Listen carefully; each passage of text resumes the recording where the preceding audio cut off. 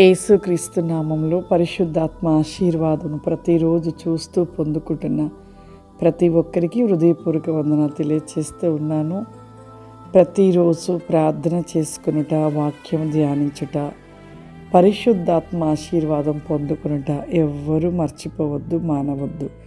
లేచిన వెంటనే మన నోటిలో దేవుని వాక్యము, మాటలు మాత్రమే ఉండాలి. అలా నువ్వు లేవగానే దేవుని స్తుతించుట, దేవుని గణపరచుట, ఆ దినమంతా కూడా దేవుడిని క్షేమాన్ని, ఆరోగ్యాన్ని, ఆశీర్వాదాన్ని ఇస్తూ ఉంటాడు. ఈరోజు పరిశుద్ధాత్మ దేవుడు మనకిస్తూ ఉన్న వాగ్దానము యోహాను సువార్త 12వ అధ్యాయము 24వ వచనము. గోధుమ గింజ భూమిలో పడి చావకుండిన ఎడల అది ఒంటిగానే ఉండును, అది చచ్చిన ఎడల విస్తారముగా ఫలించును.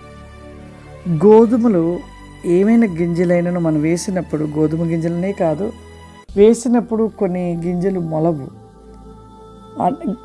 మొలవకుండా అలాగే ఉంటాయి. కొన్ని గింజలు మొలిస్తాయి. అంటే మొలిచినవి కేవలము ఆ గింజ చచ్చిపోయి, ఆ చచ్చిపోయిన దానిలో నుండి మళ్ళీ నూతనంగా ఒక చిగురుగా, ఒక మొక్కగా పుడుతూ ఉంటుంది.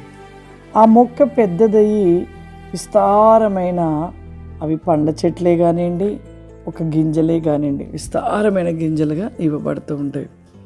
మన జీవితంలో కూడా దేవుడు ఒక ఉపమానంగా చెప్పాడు, గోధుమ గింజతో పోల్చాడు మనని.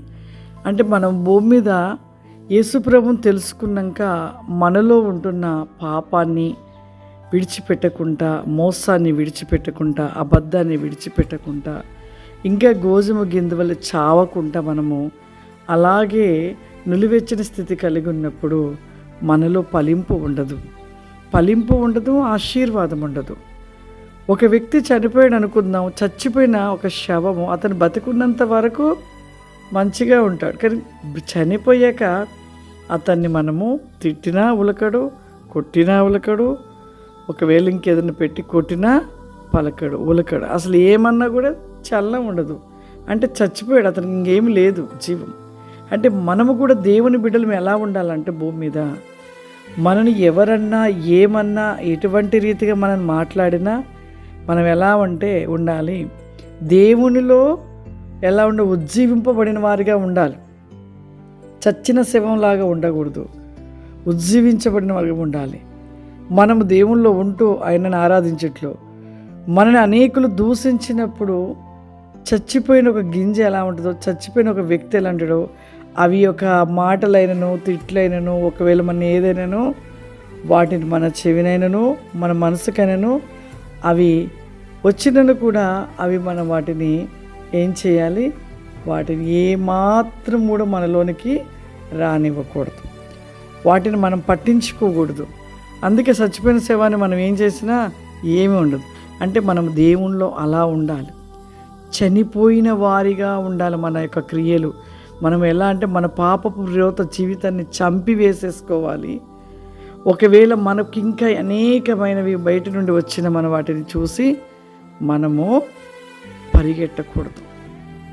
కాబట్టి ప్రతి ఒక్కరు కూడా మన జీవితంలో చూడండి, మన కోపం రావడానికి మన మీదకి ఇంకా అనేక రకంగా ఏదో ఒక సాతాను మనని ఇబ్బంది పెట్టాలని ఎన్నో ప్రయత్నాలు చేస్తాడు. కానీ ఆ టైంలో మనం ఎలా ఉండాలంటే చచ్చిపోయిన గింజ వలె ఉండాలి. నువ్వు చచ్చిపోయిన రీతి కలిగిన గింజ వలె ఉంటేనే నువ్వు చిగురించగలుగుతావు. నీవు చనిపోకుండా నువ్వు అలాగే ఇంకా పాపాన్ని నీలో పెట్టుకొని అలాగే ఉంటే నువ్వు చనిపోయిన గింజవు కాదు, విస్తరింపబడవు, ఆశీర్వదించబడవు. నువ్వు ఆశీర్వదించబడాలి, విస్తరింపబడాలి, దేవునికి మహిమకరంగా నువ్వు ఉండాలంటే గోధుమ గింజ చనిపోయినట్లుగా నువ్వు చనిపోవాలి. పాప రోత జీవితం నుండి నువ్వు విడిపించబడాలి, అవన్నీ నీలో చచ్చిపోవాలి. నువ్వు నూతనంగా దేవునిలో, మరి జీవం గల దేవునిలో నువ్వు బహుగా వెలిగించబడి గోధుమ గింజ వలె నువ్వు నిలిచి ఉన్నట్లయితే నీవు ఆశీర్వదించబడతావు. ప్రార్థన చేసుకుందాం. సర్వశక్తివంతుడా, దయగల తండ్రి, నీకు వందనాలు చెల్లిస్తున్న పరిశుద్ధాత్ముడా, విజ్నో మైక్ హెలిబాస్టి కామ్ ది మైక్ లీస్ టెల్ బిక్ ఆఫ్ ఫ్లవరీమా Willis go bright calm the river stand miss Lord the black enica flowering.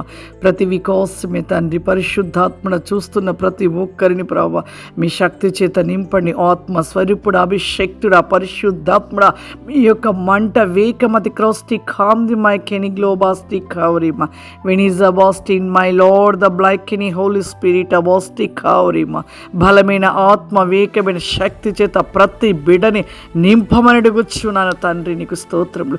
వారేమై అడుగుచున్నారా ప్రభా? ప్రార్థిస్తున్న సమయ వేకంలో వారేమై అడుగుచున్న ప్రతిదీ వారి పట్ల జరిగించమని అద్భుత వేకమని కృపాశీర్వాదము దయచేయమని యేసు నామములో అడుగుచున్నాను తండ్రి. ఆమేన్.